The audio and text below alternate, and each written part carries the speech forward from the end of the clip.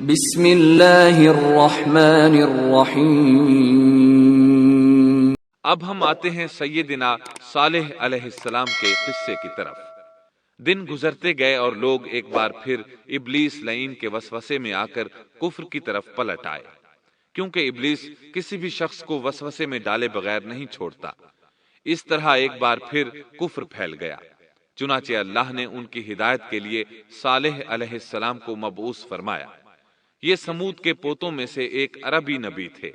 ان کا نسب نامہ اس طرح ہے: صالح بن عبید بن سیاف بن ماشح بن عبید بن حاضر بن سمود بن ارم بن سام بن نوح علیہ السلام۔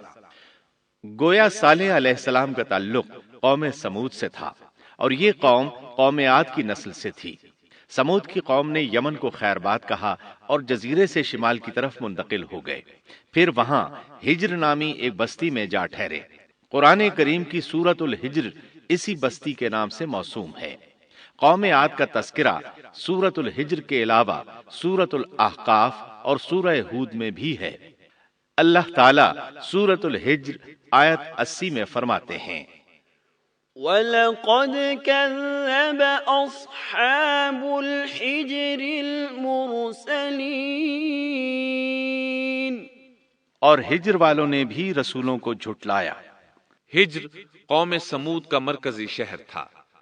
اب وہ مدائن صالح کے نام سے مشہور ہے۔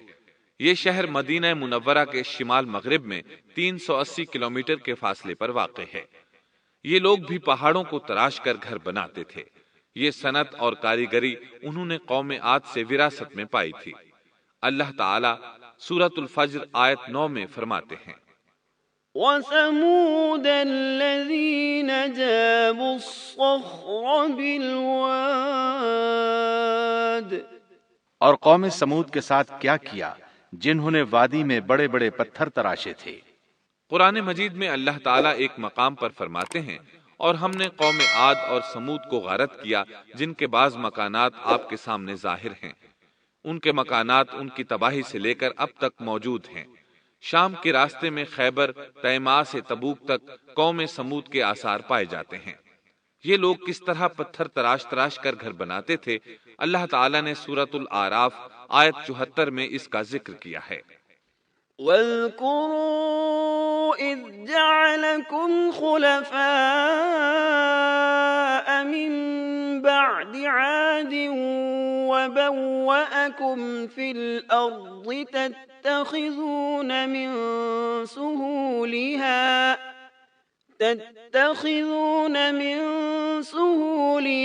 قُصُورًا وَتَنْحِتُونَ الْجِبَالَ بُيُوتًا فاذكروا آلاء الله ولا تعثوا في الأرض مفسدين۔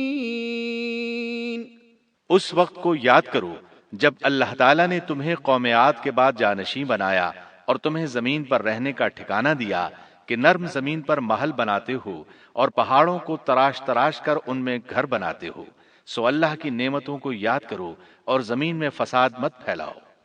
یہ آیت ان کی طاقت، جسم کی صلاحیت اور ماہر فن ہونے پر دلیل ہے۔ پہاڑوں کو تراشنا دراصل قوم عاد کی عادت تھی۔ یہ بھی چونکہ انہی سے تھے، اس لیے وراثت میں یہ کام انہیں بھی آ گیا تھا۔ جس طرح اللہ نے عاد کو اپنی نعمتوں سے نوازا تھا، اسی طرح سمود کو ان سے بڑھ کر نعمتیں دی تھیں۔ اللہ تعالیٰ صالح علیہ السلام کی زبانی ان سے فرماتے ہیں: اے قوم سمود، کیا تمہیں ان چیزوں میں بے فکری سے رہنے دیا جائے گا، یعنی باغات، چشموں، کھیتوں اور کھجوروں میں جن کا خوشہ ملائم ہے، اور تم پہاڑوں کو تراش کر پرتکلف گھر بناتے ہو؟ پس اللہ سے ڈرو اور میرا کہنا مانو۔ لیکن ان لوگوں نے ہر طرح سے قوم عاد کی پیروی کی، نصیحت پکڑنے کی بجائے بتوں کی عبادت شروع کر دی۔ اللہ نے ان کے درمیان صالح علیہ السلام کو مبعوث فرمایا۔ آپ نبوت ملنے سے پہلے بھی عقل مند اور علم والے تھے، باعزت گھرانے سے تعلق رکھتے تھے، اپنے معاملات میں لوگ ان سے مشورے لیتے تھے، لہٰذا انہیں ایک خاص مقام حاصل تھا۔ لیکن جب آپ نے انہیں ایک اللہ پر ایمان لانے، اس کے سوا کسی کی عبادت نہ کرنے کی دعوت دی تو ان کا ساتھ چھوڑ گئے۔ جواب میں ان سے کہنے لگے، يا صالح قد كنت فينا مرجوا قبل هذا اے صالح، اس سے پہلے تو ہم تجھ سے بہت کچھ امیدیں لگائے ہوئے تھے۔ مطلب یہ کہ پہلے تو ہمارے نزدیک آپ کا بہت مرتبہ تھا، مقام تھا، ہمیں آپ سے بہت امیدیں تھیں، لیکن آپ نے تو یہ باتیں کہہ کر ہماری ساری امیدوں پر پانی پھیر دیا۔ ان کے اس جواب کے باوجود صالح علیہ السلام انہیں اللہ کی طرف بلاتے رہے اور ان سے کہتے رہے، اے میری قوم، اللہ کی عبادت کرو، اس کے سوا تمہارا کوئی معبود نہیں۔ تمام انبیاء کی اپنی اپنی قوم کو یہی دعوت تھی کہ اے لوگو، اللہ کی عبادت کرو، اسی نے تمہیں زمین سے پیدا کیا ہے، اسی نے تمہیں زمین میں آباد کیا ہے، اس سے معافی طلب کرو، یقیناً میرا رب قریب ہے اور دعاؤں کو قبول کرنے والا ہے۔ اے میری قوم، تم نیکی سے پہلے برائی کی جلدی کر رہے ہو، اللہ سے معافی کیوں نہیں مانگتے کہ تم پر رحم کیا جائے؟ اللہ سے ڈرو، میری اطاعت کرو، حد سے گزر جانے والے بے باک لوگوں کی اطاعت سے باز آؤ، وہ ملک میں فساد پھیلا رہے ہیں اور اصلاح نہیں کرتے۔ صالح علیہ السلام نے ہود علیہ السلام کی طرح اپنی قوم کو نصیحت کی، لیکن ان ظالموں نے بھی اسی طرح کفر کیا جیسے قوم عاد نے کیا تھا۔ کہنے لگے، یہ کیسے ہو سکتا ہے کہ ہم اپنے میں سے ایک شخص کے تابع ہو جائیں؟ اس اکیلے کی اتنی زیادہ فضیلت کی آخر کیا وجہ ہے؟ ہم نہیں مان سکتے کہ ہم میں صرف اسی ایک پر اللہ کی باتیں نازل ہوتی ہیں۔ پھر وہ اس سے بھی آگے بڑھے اور اللہ کے نبی کو کھلے الفاظ میں پرلے درجے کا جھوٹا کہا، جادوگر کہا۔ پھر یہ سرکش اور کافر لوگ صالح علیہ السلام کے ساتھ ایمان لانے والے کمزور غریب لوگوں کو مخاطب کر کے کہنے لگے، کیا تم صالح پر ایمان رکھتے ہو؟ ہم تو اس کے منکر ہیں۔ اس طرح صالح علیہ السلام دن رات انہیں دعوت دیتے رہے، یہاں تک کہ یہ لوگ صالح علیہ السلام سے کہنے لگے، تم نے اور تمہارے ساتھیوں نے ہمارے اندر نحوست پھیلا رکھی ہے اور اسی لیے ہم مشکلات اور مصائب کا شکار ہیں، لہٰذا تم ہم سے دور ہو جاؤ۔ صالح علیہ السلام نے انہیں جواب دیا، تم پر نحوست اللہ کی طرف سے ہے، تم فتنے میں پڑے ہوئے لوگ ہو۔ پھر اس کے بعد وہ لوگ صالح علیہ السلام سے مکمل طور پر دشمنی کرنے لگے اور انہوں نے آپ کو یہاں تک کہہ دیا کہ آپ ہماری مجلس میں نہ آیا کریں کیونکہ آپ منحوس ہیں۔ پھر بات یہاں تک پہنچی کہ صالح علیہ السلام نے انہیں اللہ کے عذاب سے ڈرایا، دھمکایا اور کہا، يا قوم أرأيتم إن كنت على بينة من ربي وآتاني منه رحمة فمن ينصرني من الله إن عصيته فما تزيدونني غير تخسير۔ اے میری قوم کے لوگو، ذرا بتلاؤ تو، اگر میں اپنے رب کی طرف سے کسی مضبوط دلیل پر ہوا اور اس نے مجھے اپنے پاس سے رحمت عطا کی ہو، پھر میں نے اس کی نافرمانی کی، تو کون ہے جو اس کے مقابلے میں میری مدد کرے؟ تم تو میرا نقصان ہی بڑھا رہے ہو۔ یعنی فرض کرو اگر میں حق پر ہوا اور یقیناً میں حق پر ہوں اور اللہ تعالیٰ نے مجھے اپنی نبوت سے بھی نوازا ہے، پھر بھی میں تمہاری باتوں میں آ کر اس کی نافرمانی کروں تو بلا شبہ اس وقت میں گھاٹے میں ہوں گا اور تم بھی خسارہ پانے والے ہوگے۔ اس پر وہ ظالم لوگ مقابلے پر اتر آئے، کہنے لگے، اگر تو سچا ہے تو کوئی معجزہ لے آ، لیکن وہ معجزہ ہماری مرضی کے مطابق ہو، اس صورت میں ہم ضرور ایمان لے آئیں گے۔ آپ ایسا کریں کہ بستی کے کنارے پتھریلی چٹان میں سے دودھ دینے والی 10 ماہ کی حاملہ اونٹنی نکالیں، اس کا رنگ سرخ ہو۔ صالح علیہ السلام سے یہ مطالبہ کر کے وہ سردار لوگ ایک طرف بیٹھ گئے اور مذاق اڑانے لگے۔ ایک کہنے لگا اونٹنی 10 ماہ کی ہو، حاملہ ہو، دوسرا کہنے لگا لازمی طور پر اس کا رنگ سرخ ہو، پھر ایک تیسرا سردار بولا اس کی کھال پر بہت زیادہ اون ہو، چوتھا بولا موٹی تازی ہو، ہم نے پہلے اس قسم کی اونٹنی دیکھی نہ ہو، पांचवा बोला, वो इतनी बड़ी हो कि अकेली एक दिन तमाम कुएं का पानी पी जाए और दूसरे रोज हम पिएं। ये लोग इसी तरह मजाक उड़ा रहे थे कि सालेह अलैहिस्सलाम ने उनसे कहा, अगर तुम्हारी मतलूबा ऊंटनी तुम्हें मिल जाए तो क्या तुम ईमान ले आओगे? सब ने मिलकर कहा, हाँ जरूर ले आएंगे। सालेह अलैहिस्सलाम ने फरमाया, तब तुम एक दिन सब लोगों को जमा कर लो। मुकर्ररा दिन वो लोग जमा हो गए। उनकी मौजूदगी में सालेह अलैहिस्सलाम ने अल्लाह से दुआ की। जमीन पर जलजला तारी हुआ, उनकी आंखों के सामने चट्टान फटी और उससे बिल्कुल वैसी ही ऊंटनी निकली जैसा कि उनका मुतालिबा था। उन्होंने अपनी जिंदगी में ऐसी ऊंटनी कभी नहीं देखी थी। उसमें वो तमाम सिफात मौजूद थीं जिनका जिक्र इन लोगों ने किया था। अल्लाह ताला सालेह अलैहिस्सलाम की जुबानी सूरह हूद आयत 64 में फरमाते हैं, وَيَا قَوْمِ هَٰذِهِ نَاقَةُ اللَّهِ لَكُمْ آيَةً فَذَرُوهَا تَأْكُلْ فِي أَرْضِ اللَّهِ وَلَا تَمَسُّوهَا بِسُوءٍ فَيَأْخُذَكُمْ عَذَابٌ قَرِيبٌ۔ اے میری قوم، یہ اللہ کی بھیجی ہوئی اونٹنی ہے، یہ تمہارے لیے ایک معجزہ ہے۔ اب تم اسے اللہ کی زمین میں کھاتی ہوئی چھوڑ دو اور اسے کسی طرح کی تکلیف نہ پہنچاؤ، ورنہ فوری عذاب تمہیں آ پکڑے گا۔ इस ऊंटनी को चूंकि किसी ऊंटनी ने जन्म नहीं दिया था, इसलिए इसको नाकतुल्लाह यानी अल्लाह की ऊंटनी कहा गया। फिर सालेह अलैहिस्सलाम ने फरमाया, लोगो सुन लो, एक दिन ये ऊंटनी पानी पिएगी, एक दिन तुम पियोगे। तुम में से कोई इसे तकलीफ न पहुंचाए, वरना अल्लाह का बदतरीन अजाब तुम पर नाजिल होगा। सूरतुल कमर में अल्लाह फरमाते हैं, बेशक हम ऊंटनी को उनके लिए आजमाइश बनाकर भेज रहे हैं, तुम सब्र के साथ उनके अंजाम का इंतजार करो। इस निशानी के ज़ुहूर के बाद अल्लाह ताला ने सालेह अलैहिस्सलाम को मुखातिब करके फरमाया, तुम अब देखते रहो कि इनका अंजाम क्या होता है। इनकी सख्तियों पर सब्र करो। इनसे कह दो कि पानी पर एक दिन इनका इख्तियार होगा और एक दिन इस ऊंटनी का। खबरदार कोई ज्यादती न करे और इस ऊंटनी को पानी पीने से न रोके।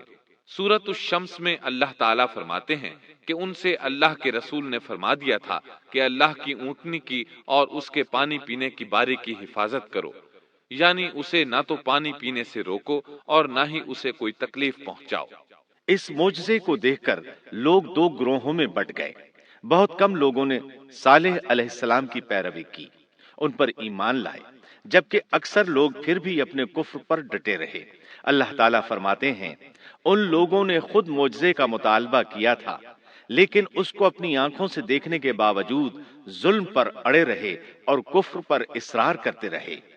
सूरतुल हिज्र आयत 81 में अल्लाह फरमाते हैं, وَآتَيْنَاهُمْ آيَاتِنَا فَكَانُوا عَنْهَا مُعْرِضِينَ۔ اور انہیں ہم نے اپنی نشانیاں بھی عطا فرمائی تھیں، لیکن پھر بھی وہ ان سے گردن موڑنے والے ہی رہے۔ इसी तरह सूरा बनी इसराइल में अल्लाह ताला फरमाते हैं, हमने कौम समूद को निशान के तौर पर ऊंटनी अता फरमाई थी, लेकिन उन्होंने उस पर जुल्म किया। बिलाशुबा वो एक वाज़ेह निशानी थी। कोई शख्स ये नहीं कह सकता था कि जादूगरों ने उसे पैदा किया है। वो ऊंटनी उनमें मौजूद रही, उनके इलाके में जहां चाहती चरती। जब कुएं पर पानी पीने जाती तो सारा पानी पी जाती। वो लोग उसका दूध पीते, दूध सबके लिए काफी हो जाता। उनकी आंखों के सामने उसने एक बच्चे को जन्म दिया। वो शक्ल सूरत में बिल्कुल अपनी माँ जैसा था। लोग उसे देखकर ताज्जुब करते। बच्चा ऊंटनी के साथ रहता। ये एक वाज़ेह निशानी थी। उस पर जादू का गुमान किया ही नहीं जा सकता था। वो ऊंटनी एक अरसे तक उन लोगों में रही। अल्लाह फरमाते हैं, हमने कौम समूद को बतौर निशान के एक ऊंटनी दी थी, लेकिन उन्होंने उस पर जुल्म किया। हालांकि ये निशानियां हम लोगों को डराने के लिए ही भेजते हैं। वो लोग इस ऊंटनी को देखकर मुताज्जिब जरूर हुए, लेकिन ईमान फिर भी बहुत कम लोग लाए। हालांकि इस निशानी के बाद उन्हें चाहिए था ईमान ले आए। پھر ایک دن قوم کے سرداروں نے مشورہ کیا کہ اگر ہم نے صالح کو اسی طرح چھوڑ دیا تو کہیں لوگ ہمیں نہ چھوڑ دیں اور صالح کے پیروکار بن جائیں۔ اس اونٹنی نے تو ہمیں مصیبت میں ڈال دیا ہے، ہم پورا ایک دن پانی کو چھو بھی نہیں سکتے کیونکہ یہ سارا دن پانی پیتی رہتی ہے۔ پھر یہ اس قدر دیو ہیکل ہے کہ اسے دیکھ کر ہماری بکریاں بھاگ جاتی ہیں، اونٹ اسے دیکھ کر خوفزدہ ہو جاتے ہیں، لہٰذا ہمیں چاہیے کہ اس سے چھٹکارا حاصل کر لیں۔ وہ آپس میں مشورہ کرتے رہے، آخر انہوں نے ایک آدمی منتخب کیا۔ مورخین کا اس پر اتفاق ہے کہ اس کا نام قدار بن سالف تھا، اس کے ساتھ اس کا ایک ساتھی بھی تھا۔ ان دونوں نے مل کر اونٹنی کو قتل کیا۔ اللہ تعالیٰ سورۃ القمر آیت 29 اور 30 میں فرماتے ہیں، فنادوا صاحبهم فتعاطى فعقر فكيف كان عذابي ونذر۔ پھر انہوں نے اپنے ساتھی کو بلایا، تب اس نے ہاتھ بڑھایا اور اس کی کونچیں کاٹ دیں، پھر دیکھا ہمارا عذاب اور ڈراوا کیسا تھا۔ اس قدار کے بارے میں نبی کریم صلی اللہ علیہ وسلم کا ارشاد ہے کہ پہلے لوگوں میں سے سب سے زیادہ بدبخت یہی تھا۔ اللہ تعالیٰ نے قرآن مجید میں اس کا ذکر یوں فرمایا ہے، فنادوا صاحبہم، پھر انہوں نے اپنے ساتھی کو پکارا۔ سورۃ الشمس میں اللہ فرماتے ہیں، اذ انبعث اشقاها، جب ان میں بڑا بدبخت شخص اٹھ کھڑا ہوا۔ یہ بدبخت قدار اٹھا، اپنے ساتھی کو ساتھ لیا اور اونٹنی کو قتل کرنے کے لیے تیار ہو گئے۔ آپس میں مشورہ ہوا کہ یہ نہ کہا جائے ہم نے اسے قتل کیا ہے۔ اس طرح باقی لوگوں نے بھی ان سے اتفاق کیا۔ اللہ تعالیٰ سورہ نمل آیت 48 میں فرماتے ہیں، وَكَانَ فِي الْمَدِينَةِ 9 رَهْطٍ يُفْسِدُونَ فِي الْأَرْضِ وَلَا يُصْلِحُونَ،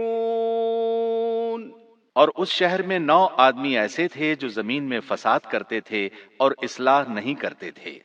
مطلب یہ کہ یہ لوگ فساد کی انتہا کو پہنچے ہوئے تھے، ان میں بھلائی نام کو نہیں تھی اور نہ ان کا فساد کی اصلاح کا ارادہ تھا۔ بخاری، مسلم اور مسند احمد کی ایک حدیث میں ہے، رسول اللہ صلی اللہ علیہ وسلم نے ایک بار اپنے خطبے میں اس اونٹنی اور اسے مار ڈالنے کا ذکر فرمایا۔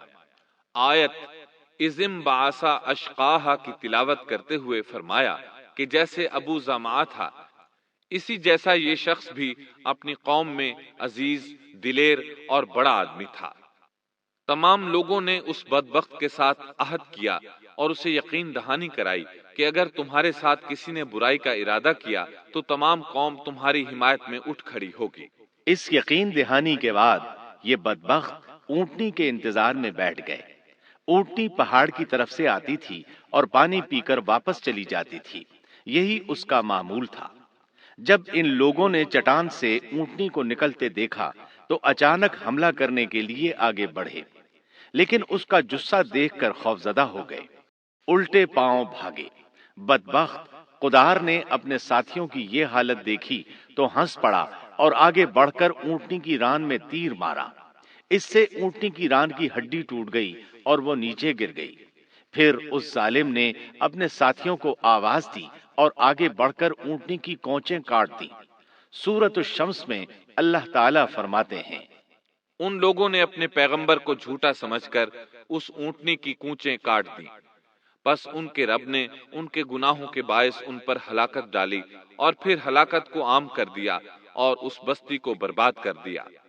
اونٹنی کی کونچیں کاٹ دیے جانے کے بارے میں اللہ تعالیٰ ایک دوسرے مقام پر فرماتے ہیں کہ پس انہوں نے اونٹنی کو مار ڈالا اور اپنے پروردگار کے حکم سے سرتابی کی اور کہنے لگے، اے صالح، جن عذابوں سے تو ہمیں دھمکاتا رہتا تھا، اگر تو واقعی پیغمبر ہے تو ان عذابوں کو ہم پر نازل کرا دے۔ اونٹنی پر حملہ ہوتے ہی اس کا بچہ بھاگ نکلا تھا۔ وہ پہاڑ کی چوٹی پر چڑھ گیا، 3 مرتبہ بلبلایا۔ یہ بدبخت اس کے پیچھے بھاگے اور آخر اسے بھی قتل کر دیا۔ پھر تمام بستی والے جمع ہوئے، اونٹنی اور اس کے بچے کا گوشت تیار کیا اور مزے کے ساتھ اس کو کھایا۔ اس جرم میں ان سب نے شرکت کی۔ البتہ جو لوگ صالح علیہ السلام پر ایمان لے آئے تھے وہ الگ تھلگ رہے۔ صالح علیہ السلام کو جب یہ خبر ملی تو وہ گھبرائے ہوئے اونٹنی کے پاس پہنچے۔ اونٹنی بے جان پڑی تھی، اس کا بچہ بھی بے جان تھا۔ لوگ ان کے گرد جمع تھے اور ان کا گوشت کھا رہے تھے۔ اس وقت صالح علیہ السلام نے ان سے کہا، فقال تمتعوا في داركم 3 أيام ذلك وعد غير مكذوب۔ اس پر صالح نے کہا کہ اچھا تم 3 دن تک اپنے گھروں میں رہ سہ لو، یہ وعدہ جھوٹا نہیں ہے۔ مطلب یہ کہ تمہیں صرف 3 دن کی مہلت ہے، اس کے بعد تم سب کے سب ہلاک کیے جاؤ گے۔ وہ صالح علیہ السلام کی بات کو رد کرتے ہوئے انہیں دھمکیاں دینے لگے کہ جن عذابوں کا تو ہم سے وعدہ کر رہا ہے، اگر تو سچا ہے تو ان کو ہم پر نازل کر دے۔ اس کے بعد وہ جمع ہو کر مشورہ کرنے لگے کہ آج رات صالح کو بھی مار ڈالو۔ ان کے اس مشورے کے بارے میں اللہ تعالیٰ سورۃ النمل آیات 48 اور 49 میں فرماتے ہیں، اس شہر میں 9 سردار تھے، وہ زمین میں فساد پھیلاتے رہتے تھے اور اصلاح نہیں کرتے تھے۔ انہوں نے آپس میں بڑی بڑی قسمیں کھا کھا کر عہد کیا کہ رات ہی کو صالح اور اس کے گھر والوں پر چھاپا ماریں گے اور اس کے وارثوں سے صاف کہہ دیں گے کہ ہم اس کے اہل کی ہلاکت کے وقت موجود نہیں تھے اور ہم بالکل سچے ہیں۔ اب یہ لوگ صالح علیہ السلام کے گھر کی طرف چلے۔ اللہ تعالیٰ سورۃ النمل آیات 50 اور 51 میں فرماتے ہیں، وَمَكَرُوا مَكْرًا وَمَكَرْنَا مَكْرًا وَهُمْ لَا يَشْعُرُونَ فَانظُرْ كَيْفَ كَانَ عَاقِبَةُ مَكْرِهِمْ أَنَّا دَمَّرْنَاهُمْ وَقَوْمَهُمْ أَجْمَعِينَ۔ اور انہوں نے ایک داؤ کھیلا، سو ہم نے بھی ایک ایسا داؤ کھیلا کہ انہیں خبر بھی نہ ہوئی۔ پھر دیکھو کہ ان کے داؤ کا کیا انجام ہوا، ہم نے انہیں اور ان کی ساری قوم کو ہلاک کر دیا۔ صالح علیہ السلام کا گھر پہاڑ کی بلندی پر تھا۔ یہ فسادی لوگ ابھی اوپر چڑھ رہے تھے کہ زمین حرکت کرنے لگی۔ ایک چٹان اوپر سے لڑھکتی ہوئی آئی اور ان تمام کو پیس کر رکھ دیا۔ ان 9 فسادی لوگوں کی ہلاکت کے ساتھ ہی اللہ کے عذاب کی ابتدا ہو چکی تھی۔ چنانچہ صالح علیہ السلام نے اپنے ساتھیوں کے ساتھ اس بستی کو چھوڑ دیا، یعنی وہ ہجر کے علاقے سے نکل گئے۔ صبح ہوئی تو لوگوں نے ایک عجیب منظر دیکھا۔ قوم سمود کے تمام لوگوں کے چہرے زرد پڑ چکے تھے، وہ سب رونے لگے کیونکہ عذاب کے آثار شروع ہو چکے تھے۔ دوسرے دن تمام لوگوں کے چہرے آگ کی طرح سرخ ہو گئے اور تیسرے دن تمام کے چہرے سیاہ ہو چکے تھے۔ اپنی یہ حالت دیکھ کر سب لوگ رونے اور چیخ پکار کرنے لگے، اپنی قبریں کھودنے لگے۔ اب انہیں یقین ہو چکا تھا کہ عذاب کا وعدہ برحق تھا۔ اللہ تعالیٰ نے انہیں پہلی قوموں کی طرح ایک قسم کا عذاب نہیں دیا تھا، جیسے قوم نوح کو صرف طوفان کے ذریعے ہلاک کیا گیا، قوم عاد کو صرف طوفانی ہوا کے ذریعے ہلاک کیا گیا، لیکن قوم سمود کو اللہ تعالیٰ نے طرح طرح کے عذابوں سے دوچار کیا، اس لیے کہ انہوں نے اپنی مطلوبہ شرط پوری ہونے کے باوجود ایمان قبول نہیں کیا تھا۔ عذاب کی ابتدا زلزلے سے ہوئی، زمین حرکت کرنے لگی۔ اس کی وجہ سے وہ لوگ اپنے گھروں میں اوندھے کے اوندھے پڑے رہ گئے، ان میں اٹھنے کی طاقت تک نہ رہی۔ پھر آسمان میں سخت کڑاکا ہوا، اس کی ہولناک دہشت انگیز چنگھاڑ نے ان کے بھیجے پھاڑ کر رکھ دیے۔ ایک ہی لمحے میں ایک ساتھ وہ سب ڈھیر ہو گئے۔ ان کی ہلاکت اور تباہی کو بیان کرتے ہوئے اللہ تعالیٰ سورۃ الزاریات آیات 43 تا 45 میں فرماتے ہیں، وَفِي ثَمُودَ إِذْ قِيلَ لَهُمْ تَمَتَّعُوا حَتَّىٰ حِينٍ فَعَتَوْا عَنْ أَمْرِ رَبِّهِمْ فَأَخَذَتْهُمُ الصَّاعِقَةُ وَهُمْ يَنظُرُونَ فَمَا اسْتَطَاعُوا مِنْ قِيَامٍ وَمَا كَانُوا منتصرین۔ اور سمود کے قصے میں بھی عبرت ہے، جب ان سے کہا گیا کہ تم کچھ دن تک فائدہ اٹھا لو، لیکن انہوں نے اپنے رب کے حکم سے سرتابی کی، اس پر انہیں ان کے دیکھتے دیکھتے تیز و تند کڑاکے نے ہلاک کر دیا، پس نہ تو وہ کھڑے ہو سکے اور نہ بدلہ لے سکے۔ اسی طرح سورہ ہود میں اللہ تعالیٰ نے ان کی تباہی کا نقشہ اس طرح کھینچا ہے کہ ایک زور کی کڑک نے ان ظالموں کو آ لیا، پھر تو وہ اپنے گھروں میں زانوں کے بل مردہ پڑے رہ گئے، ایسے گویا کہ وہ کبھی آباد ہی نہ تھے۔ سورۃ القمر میں اللہ نے ان کی رسوائی ان الفاظ میں بیان کی ہے: ہم نے ان پر ایک چیخ بھیجی، پھر وہ ایسے ہو گئے جیسے کانٹوں کی باڑ کا چورا۔ دوسری طرف صالح علیہ السلام اور ان کے ساتھیوں کو اللہ تعالیٰ نے اپنی رحمت سے نجات دی۔ اللہ تعالیٰ سورہ ہود آیت 66 میں فرماتے ہیں: فَلَمَّا جَاءَ أَمْرُنَا نَجَّيْنَا صَالِحًا وَالَّذِينَ آمَنُوا مَعَهُ بِرَحْمَةٍ مِنَّا وَمِنْ خِزْيِ يَوْمِئِذٍ إِنَّ رَبَّكَ هُوَ الْقَوِيُّ الْعَزِيزُ۔ پھر جب ہمارا فرمان آ پہنچا، ہم نے صالح اور ان پر ایمان لانے والوں کو اپنے فضل سے اس سے بچا لیا اور اس دن کی رسوائی سے بھی۔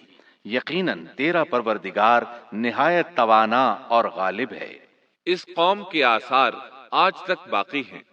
مدینہ منورہ کے شمال مغرب میں ان کے گھر موجود ہیں۔ اب یہ علاقہ مدائن صالح کے نام سے مشہور ہے۔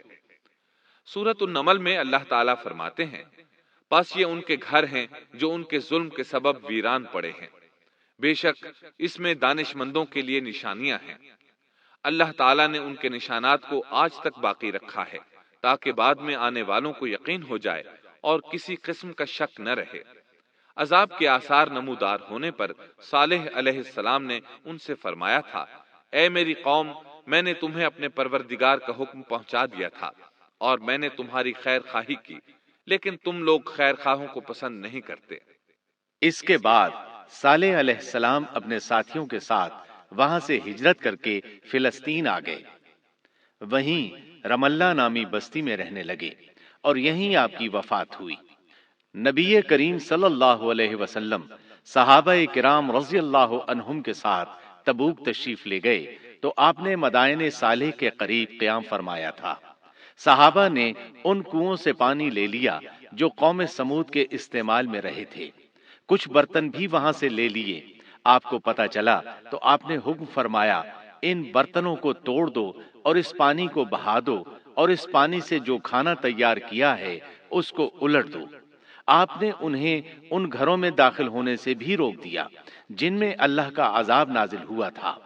آپ صلی اللہ علیہ وسلم نے فرمایا: میں ڈرتا ہوں تم پر بھی ایسا عذاب نہ آ جائے جیسا ان پر آیا تھا، اس لیے ان کے علاقے میں داخل نہ ہوا کرو، اور اگر داخل ہونا پڑ جائے تو روتے ہوئے داخل ہوا کرو، اور رونا نہ آئے تو رونے جیسی شکلیں بنا لیا کرو تاکہ تمہارا شمار ظالموں میں نہ ہو۔